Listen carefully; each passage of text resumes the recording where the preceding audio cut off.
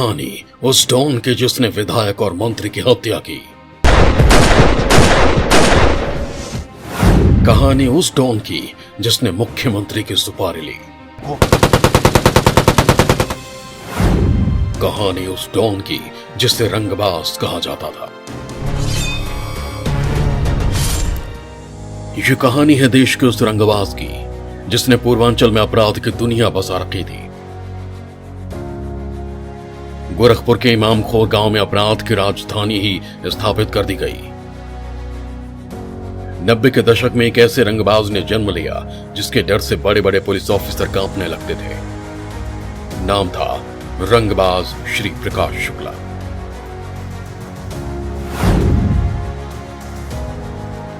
पढ़े लिखे शिक्षक परिवार में एक बालक का जन्म हुआ। अध्यापक पिता ने बालक का नाम श्री प्रकाश रखा।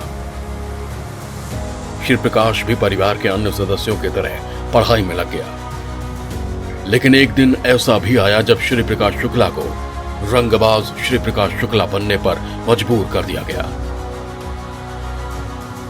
90 के दशक में यूपी की कानून व्यवस्था बेहद खराब थी। बहन बेटियों के साथ छेड़छाड़ आम बातें हो गई थी। लेकिन एक शिक्षक के बेटे प्रकाश शुक्ला को यह बातें बिल्कुल पसंद नहीं थी। हालात बद से बदतर होते जा रहे थे। लोग बहन बेटियों को घर से निकलने पर पाबंदियां लगा रहे थे। साल 1993। 16 साल की एक बच्ची स्कूटी से घर लौट रही थी। तभी राकेश तिवारी नाम के बदमाश ने उस बच्ची के साथ छेड़छाड़ कर दी। बच्ची रोते हुए अपने घर पहुंचती है और पिता को सारी बातें बताती है। पिता पुलिस के पास कंप्लेन लिखवाने की तैयारी करने लगे, लेकिन बच्ची के भाई से बर्दाश्त नहीं हुआ। उसने आरोपी के सीने में कई गोलियां उतार दी। उस बच्ची के भाई का नाम था श्री प्रकाश शुक्ला। इसी के साथ देश में एक नए रंगबाज का जन्म हुआ। इस हत्याकांड ने पूर्वांचल में श्री प्रकाश शुक्ला को मशहूर कर दिया। बड़े बड़े बाहुबली श्री प्रकाश शुक्ला को अपने गैंग में शामिल करने के लिए खोजने लगे। हालांकि सबसे ज्यादा बेसब्री से इंतजार हरिशंकर तिवारी नाम के बाहुबली कर रहे थे, क्योंकि श्री प्रकाश शुक्ला ने जिस बदमाश की हत्या की थी वो वीरेंद्र प्रताप शाही का आदमी था। प्रताप शाही और हरिशंकर तिवारी के बीच पुरानी अदावत थी। आखिरकार बाहुबली हरिशंकर तिवारी को सफलता हाथ लगी। श्री प्रकाश शुक्ला ने उससे हाथ मिला लिया। बाहुबली हरिशंकर तिवारी ने श्री प्रकाश शुक्ला को पुलिस से बचने के लिए बैंकॉक भेज दिया। 2-3 महीने बैंकॉक में रहने के बाद श्री प्रकाश शुक्ला गोरखपुर लौट आया और अपराध की दुनिया में कदम रख दिया। उसके बाद उन्होंने सबसे पहला हमला विधायक वीरेंद्र प्रताप शाही पर किया। हालांकि प्रताप शाही बच निकलने में कामयाब हो गया, लेकिन उसके बाद पूर्वांचल में प्रकाश शुक्ला ने कई अपराधों का अंजाम दिया। धीरे धीरे प्रकाश शुक्ला के मन में बड़े डॉन बनने की ख्वाहिश जन्म लेने लगी। दूसरी तरफ हरिशंकर तिवारी से रेलवे टेंडर ठेके को लेकर विवाद हो गया, तो उन्होंने बिहार के बड़े डॉन सूरज भान सिंह से दोस्ती कर ली। सूरज भान सिंह के साथ मिलकर वीरेंद्र प्रताप शाही और हरिशंकर तिवारी के रेलवे टेंडर में वर्चस्व खत्म कर दिया। दूसरी तरफ श्री प्रकाश शुक्ला और विधायक वीरेंद्र साई के बीच सीधी अदावत हो गई। एक दिन मौका देखकर शुक्ला ने वीरेंद्र प्रताप शाही पर फायरिंग कर दी, जिसमें वीरेंद्र प्रताप शाही की मौत हो गई। अब श्री प्रकाश शुक्ला का पूर्वांचल पर एक छत्र राज हो गया।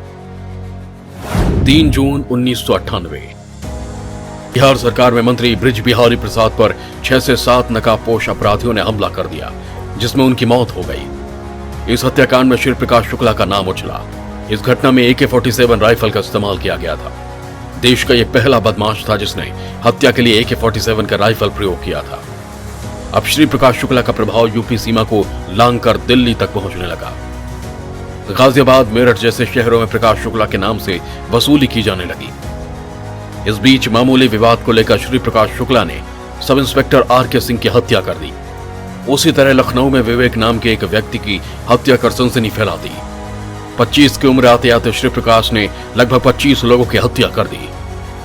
देश के सबसे बड़े डॉन की श्रेणी में अपने आप को शामिल करवा चुका था और पूरे देश में रंगबाज के नाम से मशहूर हो गया था। जब भी किसी को रंगदारी के लिए फोन करता तो बस इतना बोलता, नाम तो याद है ना। फर्रुखाबाद के तत्कालीन सांसद साक्षी महाराज के खुलासे ने पूरे देश में हड़कंप मचा दिया। दावा किया गया था कि रंगबाज श्री प्रकाश शुक्ला ने यूपी के तत्कालीन मुख्यमंत्री कल्याण सिंह को मारने के लिए 6 करोड़ की सुपारी ली है। इस खबर के बाद प्रशासन के हाथ पांव फूल गए। यूपी के सभी एसएसपी को आदेश दे दिया गया कि श्री प्रकाश शुक्ला चाहिए जिंदा या मुर्दा। एसटीएफ का गठन और एनकाउंटर। मई 1998 को यूपी पुलिस के तत्कालीन एडीजी अजय राज शर्मा ने 50 बेहतरीन जवानों को छांटकर स्पेशल टास्क फोर्स यानी एसटीएफ बनाई। इस फोर्स का पहला टास्क श्री प्रकाश शुक्ला को जिंदा या मुर्दा पकड़ना था। श्री प्रकाश शुक्ला की एक प्रेमिका भी थी जो गाजियाबाद में रहती थी। प्रकाश शुक्ला उससे मिलने जाया करता था और फोन पर भी लगातार बातें करता था। एसटीएफ को इस बात की जानकारी मिल गई। प्रकाश शुक्ला और उसकी गर्लफ्रेंड के बीच हुई बातों को टेप किया गया। 23 सितंबर 1998 को एसटीएफ के प्रभारी अरुण कुमार को सूचना मिली कि श्री प्रकाश दिल्ली से गाजियाबाद की तरफ आ रहा है। जैसे उसकी कार इंदिरापुरम के सुनसान इलाके में दाखिल हुई, एसटीएफ ने उसे घेर लिया। सरेंडर करने को कहा गया लेकिन वो नहीं माना और पुलिस पर AK-47 से फायरिंग शुरू कर दी। जवाबी फायरिंग में श्री प्रकाश मारा गया। इसी के साथ देश के सबसे बड़े रंगबाज का अंत हो गया। प्रकाश शुक्ला पर वेब सीरीज रंगबाज बनाई गई जो सुपरहिट रही।